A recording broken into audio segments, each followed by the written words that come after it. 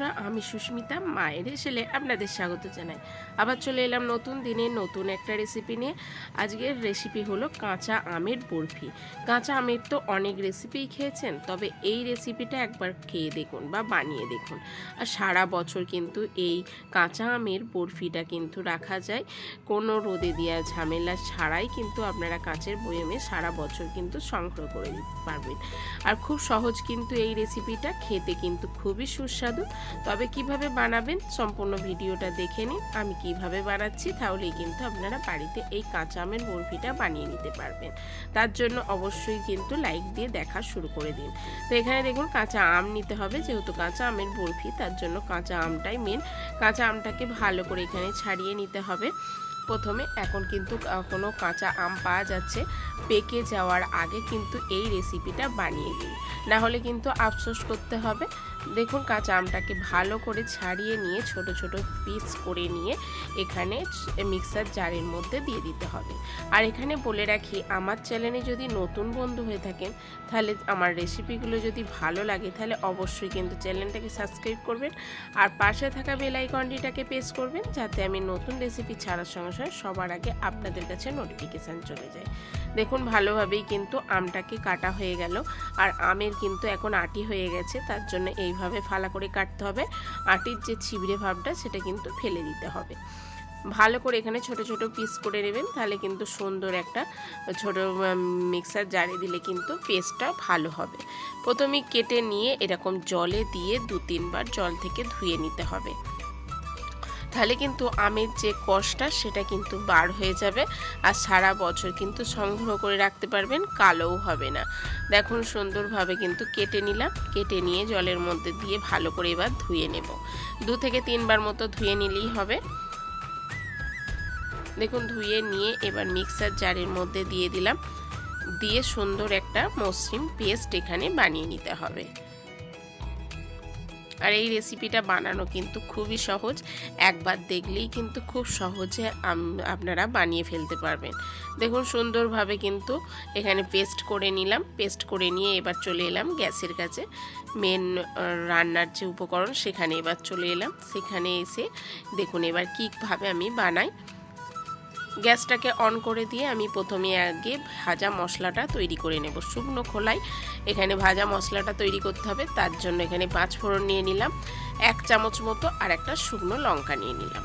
আপনারা যেরকম পরিমাণে আমটা নেবেন সেই পরিমাণে কিন্তু ভাজা মশলাটা বানিয়ে নেবেন। এখানে ভালো করে ভাজা মশলাটা শুকনো খোলায় ভেজে নিয়ে এখানে গুঁড়ো করে নিতে হবে। খুব একবারে মিহি পেস্ট করবেন না, হালকা আধ ভাঙা মতো পেস্ট করবেন, যাতে খাওয়ার সময় মুখে ঠেকলে খেতে ভালো লাগে। এবার ওই কড়াইয়ের মধ্যেই আমি দিয়ে দেব আমের যে পেস্টটা করেছিলাম সেই পেস্টটা। ছেঁকে নেওয়ার কোনো দরকার নেই, সুন্দরভাবে কিন্তু পেস্টটা হয়ে গেছে, তার জন্য আমি এখানে ছেঁকে নিলাম না। এবার ওই পেস্টটার মধ্যেই দিয়ে দিলাম স্বাদ মতো চিনি, আর দিয়ে দিলাম 1 চামচ মতো লবণ, আর কালারের জন্য দিয়ে দিলাম হলুদ গুঁড়ো, আর দিয়ে দিলাম কাশ্মীর লঙ্কা, যাতে কালারটা সুন্দর আসে। ভালো করে কিন্তু এখানে মিশিয়ে নিতে হবে, আর এখানে 10 থেকে 15 মিনিট মতো এইভাবে কিন্তু জাল দিয়ে নিতে হবে। ভালো করে সব কিছু মিশিয়ে গেছে, প্রায় 10 থেকে 15 মিনিট মতো কিন্তু জাল দিলেই এটা পুরো আমটা সিদ্ধও হয়ে যাবে, কালারটা কিন্তু একদম চেঞ্জ হয়ে যাবে। আপনারা দেখতে থাকুন, খুব সহজেই কিন্তু বানানো হয়ে যায় এত সুন্দর একটা কাঁচা আমের রেসিপি। সবাই আমরা কিন্তু টক জাতীয় খাবার খেতে বেশ ভালো লাগে, সারা বছর কিন্তু সংগ্রহ করে রেখে দিতে পারবেন এই রেসিপিটা। সুন্দরভাবে কিন্তু এখানে জাল দিয়ে নিচ্ছি, দেখুন ভালো করে। আর আমার এই ছোট্ট চ্যানেলটায় কাঁচা আমের কিন্তু অনেক রকমের রেসিপি দেওয়া আছে, আপনাদের যদি দরকার লাগে তাহলে আপনারা দেখে নিতে পারেন, আমি লিংক দিয়ে দেব। ভালো করে আমি ওই মশলাটাকে একটু শিল নোড়াতে আধ ভাঙা করে ভেঙে নেব। দেখুন গুঁড়িয়ে নিয়েছি, আর এখানে কিন্তু আমের যে পেস্টটা সেটা কিন্তু একদম হয়েই এসেছে। ভালো করে এবার মিশিয়ে নেব।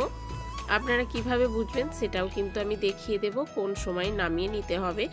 ভালো করে কিন্তু এখানে আরও আমি 5 থেকে 10 মিনিট মতো জাল দিয়ে নেব। এখনও কিন্তু সম্পূর্ণ হয়নি, এর মধ্যে আরও কিছু রেসিপি এখানের মধ্যে যোগ করব, মশলা এখানে যোগ করব। আপনারা দেখুন, না হলে কিন্তু পারফেক্ট বানাতে পারবেন না। ভালো করে এখানে মিশিয়ে নিচ্ছি। দেখুন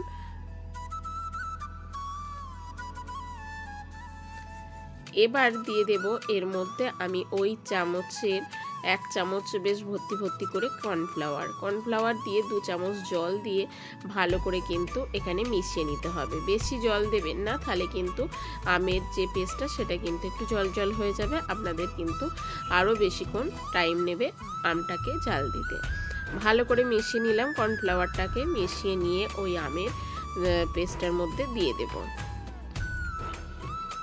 দিয়ে আরও আমি প্রায় 5 মিনিট মতো জাল দিয়ে নেব।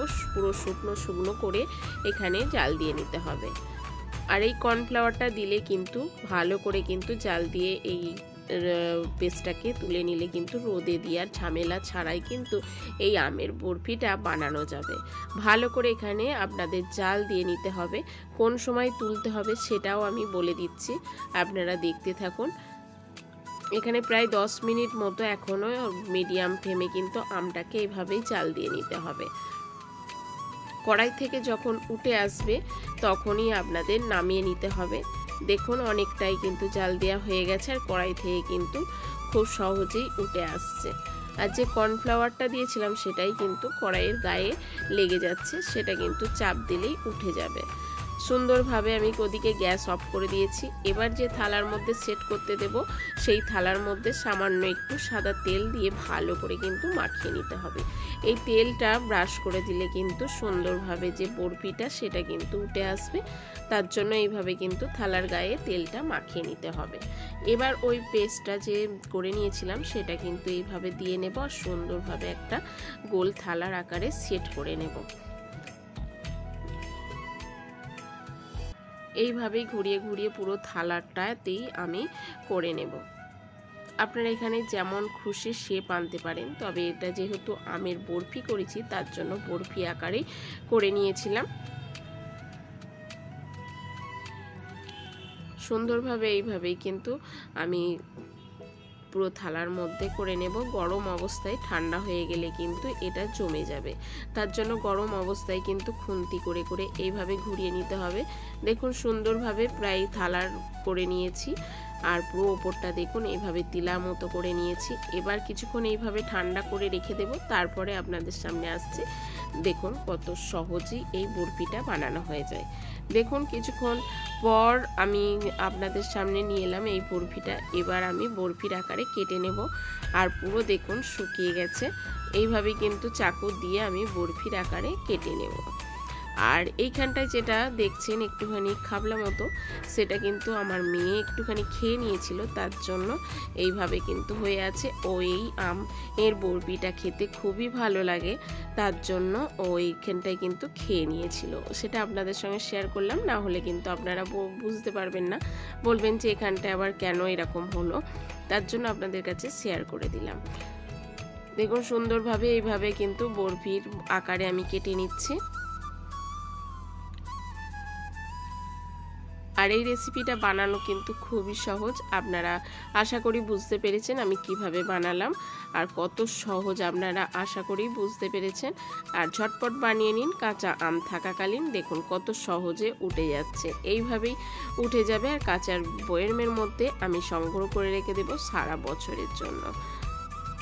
তো আজকের রেসিপিটা আপনাদের কেমন লাগলো অবশ্যই কিন্তু কমেন্ট করে জানাবেন। আপনাদের এক একটা কমেন্ট আমাকে আরও উৎসাহ এনে দেয় নতুন রেসিপি আপনাদের সঙ্গে শেয়ার করার জন্য। আর সম্পূর্ণ ভিডিওটা দেখার জন্য ধন্যবাদ। ভালো থাকবেন, সুস্থ থাকবেন। দেখা হচ্ছে পরের কোনো রেসিপিতে।